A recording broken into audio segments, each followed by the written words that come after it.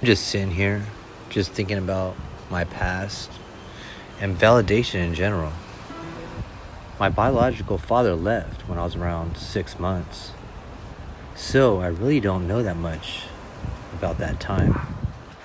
But what I do know is my mother remarried when I was around 2.5. He was a military man, very young, didn't know much, but that all he knew was being raised by his mom. So, that's a pretty basic picture right there. My stepfather was extremely violent. He acted a lot on impulse and pretty much emotion. His tactic with me was on pure discipline. No validation at all. Just to break me, because to him, I was just a wild horse. I never received the nod of being approved, just a look of being disapproved. So I found myself going on adventures, getting into mischief.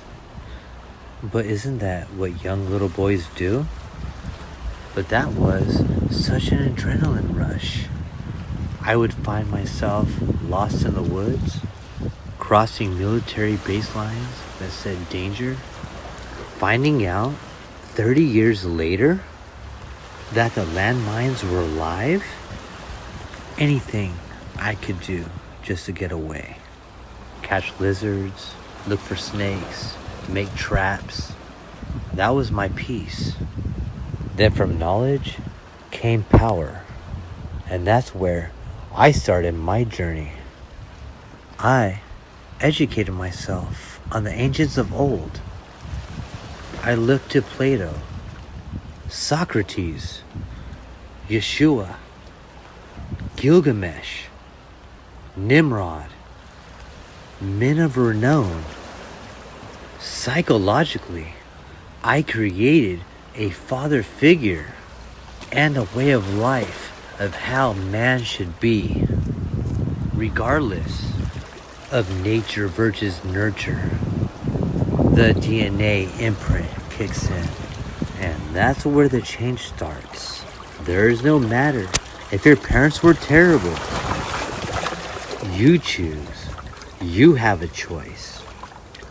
Will your children look at you as legendary, or a copy of the latter?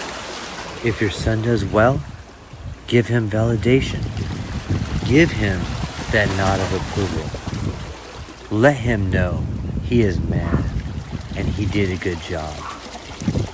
In so doing that, he will be confident in his ways and will not look to his left or his right. Why? Because his approval is from his father, and that's what matters. Give validation. Caucasoid out.